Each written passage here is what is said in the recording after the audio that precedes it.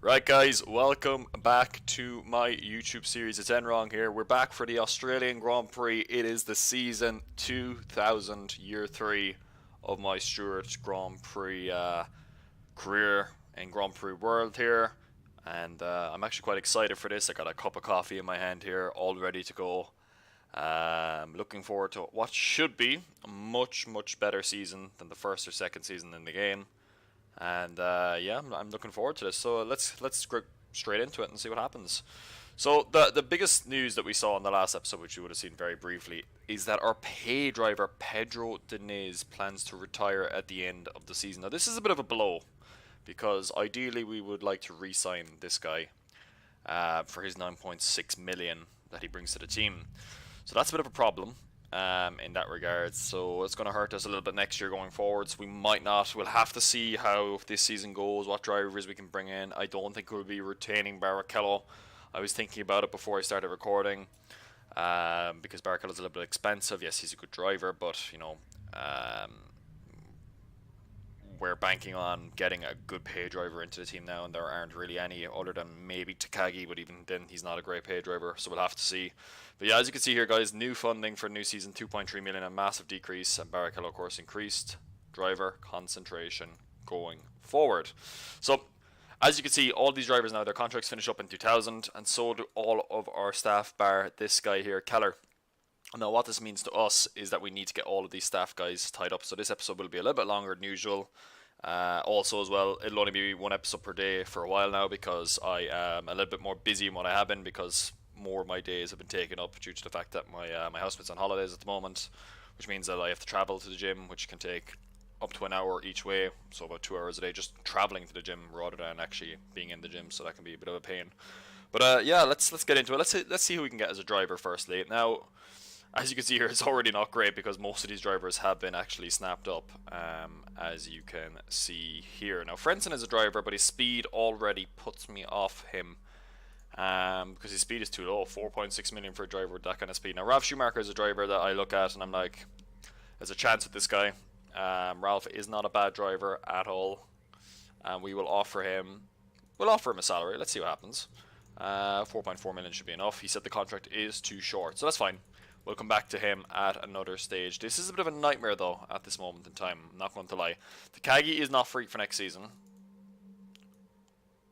We have been screwed here. The only paid driver that I can see is free. Rosset is free. He's 4.3 million. I thought I saw Nakano 2.9 million. Oof, this could be tough. This could be really tough for next season. Ross has got no good attributes about him. We're going to have to come back to that, I reckon. For now, we're just going to try and like talk to Rosset, see what he says. Give him a 1-year deal. Contract's too short for him. Okay, that's fine. And let's offer it to Nakano as well. See what he says, and he'll probably say something similar. Not a strong enough championship contender. Okay, that's fine. So our driver situation is a little bit precarious for next season. There aren't any really good drivers out there. Otuero is actually available as well. He pays an okay amount. His wet weather is actually not too bad either. Let's offer him a deal. And again, it's the same story there. Okay, that's fine. We kind of know what we're looking at here in terms of all of this as well. Yeah, this is a little bit of a nightmare though, I'm not going to lie. We'll have to come back to it. For now, I'm just going to speak with Barrichello as well because, well, basically because we need to speak with someone, and he's the only other reasonable driver out there. He's probably going to look for a big salary increase, I reckon, which isn't something we can really offer. Contract's too short. Okay, at least he's happy with that salary. We're going to have to consider whether he's worth 6 million to us coming up. Let's look at the commercial guys though. Hopefully a few more of these guys are free. So Domenicali is free, so is Phillips. So let's try and get Phillips on board. If we can get this guy on board. No, he won't go with us at this moment in time. Domenicali is free also. Let's see what he says. Again, no there as well. We really need to get... Is this Eva Lambert? Or no, this is Yves Lambert. That's Eva Calmo down there. Okay, cool. I was a bit confused there. Okay, we got this guy. That's all we need to do. Let's get him in the door. Let's get him signed up for next season. 3-star commercial guy. And let's start hiring back people as well, because we're going to be able to afford it this season, and we really need to start increasing the morale of our guys at this moment in time. Now, Rory Byrne is free, and he's on a similar salary to Neil Oatley, so we're going to try and snap him up. And he says no at this moment in time, so hopefully Oatley now will say yes, because otherwise, okay. We will wait an episode, will we? I'm not going to risk it. We're going to take Neil Oatley, guys. I don't fancy it. We don't want to screw ourselves. We've gotten a good guy in there, and that's kind of all we want really at this stage. Now, this guy is kind of important, John Barnard. There are still no 4-star guys there. Patrick Head's really expensive. Holy. Ross Brawn's quite cheap considering how much John Barnard is. We can nearly give Ross Brawn a little bit of an increase there, but he'll probably stay with the McLaren guys because Michael Schumacher is there. Salary isn't high, team isn't good enough. Okay, that's okay.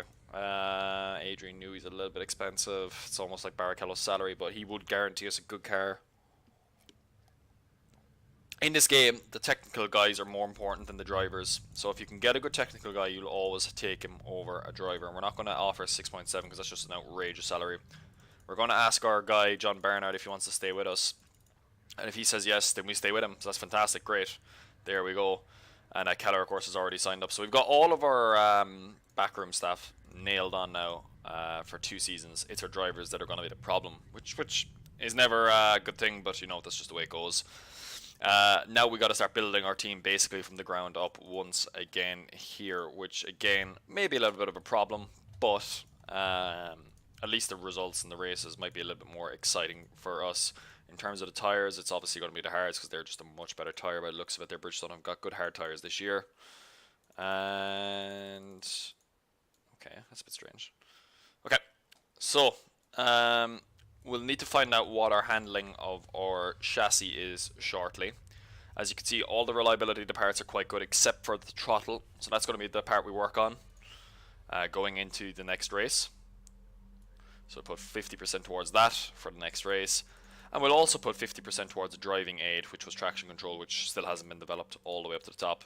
The other things we're going to work on now is actually, we've only got 2 cars, correct? Let's put some money.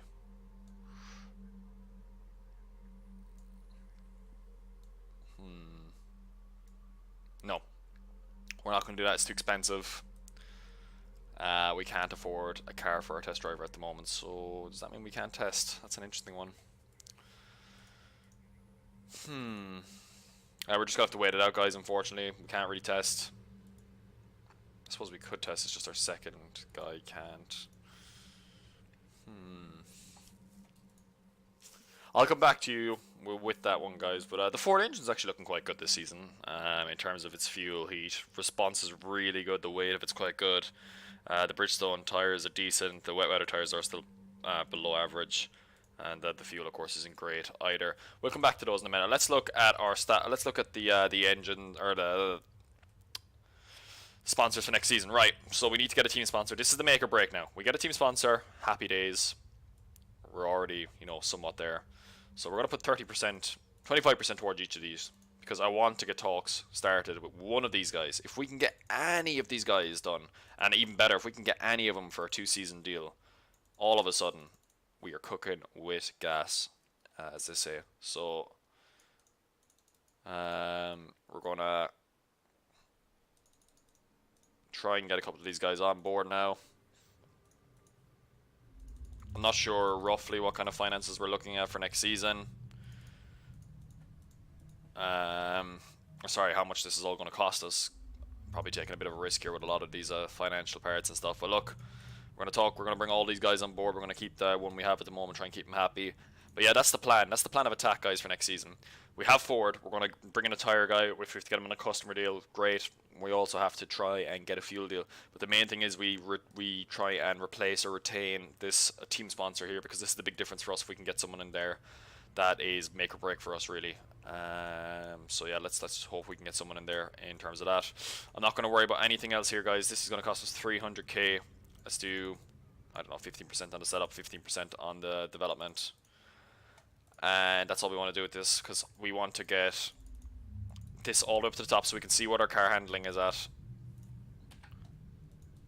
And that's enough. Good. Okay. So let's have a look now and see what our 2000 chassis is. 59%. That's actually really good. Okay. We're in a really strong position for next season. Or for this season, rather. The wear at this moment in time, we're going to leave it as is. 24% should be enough. And the final thing we're going to do for now is we are going to up the heat.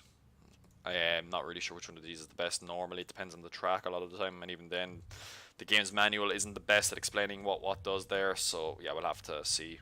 But yeah, that's pretty much it, guys. So for now we are done. We can't really do anything here on this front.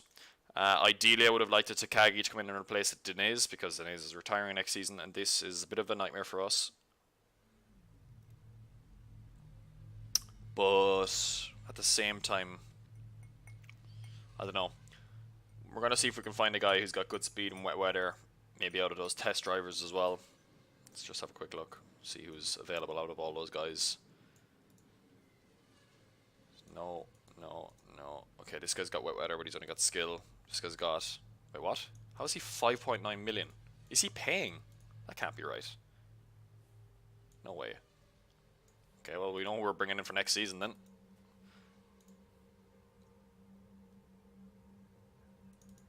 We can bring him in under the role number 2 as well, I think, which would be handy. This guy's one of those random guys in the game. I certainly did not. So when I modded the game, I certainly did not give him a minus or a pay driver attribute. So he must have picked this up himself, which can happen. But I've rarely ever seen it happen. Certainly not in my careers anyway. Let's offer him a contract. He's going to accept it, and we can start him next season. So that's good. Okay, so we've gotten someone in for next season. And considering his speed is actually better than Deniz's, the only place he's really losing out on is all the other attributes, really. But yeah, okay, guys, that's pretty much it for this this part of the episode. Let's get in now to the 2000 Australian Grand Prix.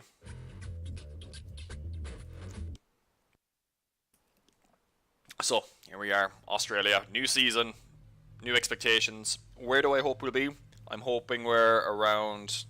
I'm not going to say top 10 because that might be a bit high, but I hope we are. I think Barrichello can make a top 10 qualifying, probably. There are 5 really good technical directors in the game, and we've got one of them, so you'd imagine we're going to be in the top 5 cars based on that. We've got the second or third best chief designer as well, so we're going to be up there, but we're not going to be the top 3 teams because they've got the best technical directors. So yeah, let's see. Okay, let's have a look at the team. So Rossett and Frentzen have stayed together. So too have Schumacher and Irvine with Villeneuve and Nakano. The Jordans have of course retained Lacey and Herbert, whereas we've gone with Barrichello and Deniz. Coulthard and Takagi are at the Prost, whereas Hill and Fisichella are at the Benetton. So someone has left that Benetton team. I can't remember who exactly has. I'm not sure who it was. I know Fisichella was at the Arrows team with Jarno Trulli. Ralph has stayed with Haberfeld at Minardi. Hakkinen has gone to Sauber, I believe. Or otherwise he was already there with Tuero. And the Tyrrells of Panis and Salo round out the grid there with the Arrows of Trulli and Montoya. So let's get in now to the qualifying for Australia. Oh, light rain already, so we basically won't have any clue of where the pecking order is now. That's throwing a spanner into the works right there. So, yeah, light rain qualifying session. It should be okay for Barrichello. Deniz might be in a lot of trouble here, though. He's 2 out of 5, but you could never know, really, especially with Michael Schumacher up at the front end. He's going to probably take pole by quite some distance, so let's see what happens. There you go, Schumacher up really high, but look at that, Barrichello and Deniz in 8th and 10th. That's the highest we've ever seen them in qualifying, and I think Barrichello and Deniz in particular might have a nosebleed being up that high, but they are 4.5 to 5 seconds off the pace, which is actually crazy when you think about it. Damon Hill in 2nd place, so over 2 seconds nearly off the pace, almost 2 seconds off the pace, 1.9. But you can see, look at all these guys. So Takagi and Salo didn't make it in, and these guys only just make it in because they need to have obviously some bit of cars in the grid. So, yeah, Schumacher from Hill, Frentzen, Villeneuve, Irvine, Fisichella, Nakano, Barrichello, Alesi, Deniz, Rossett, Hakkinen, Ralf Schumacher, And then you have Trulli, Tuero, Herbert, the three guys there of Panis, Haber, and Montoya, and two guys who didn't qualify, which are Takagi and Salo. The only guy who's below us, who's legit below us, I would say, in absolute raw pace, is obviously Rosset, because that Ferrari is going to be a very quick car. So, all looking okay at the moment. Let's see where we are now. So, overcast. This will give us an idea where we are in terms of the race pace. As you can see, I'm not sure where we are. Our wet weather tyres wouldn't have been the best either. These intermediates wouldn't have been the best.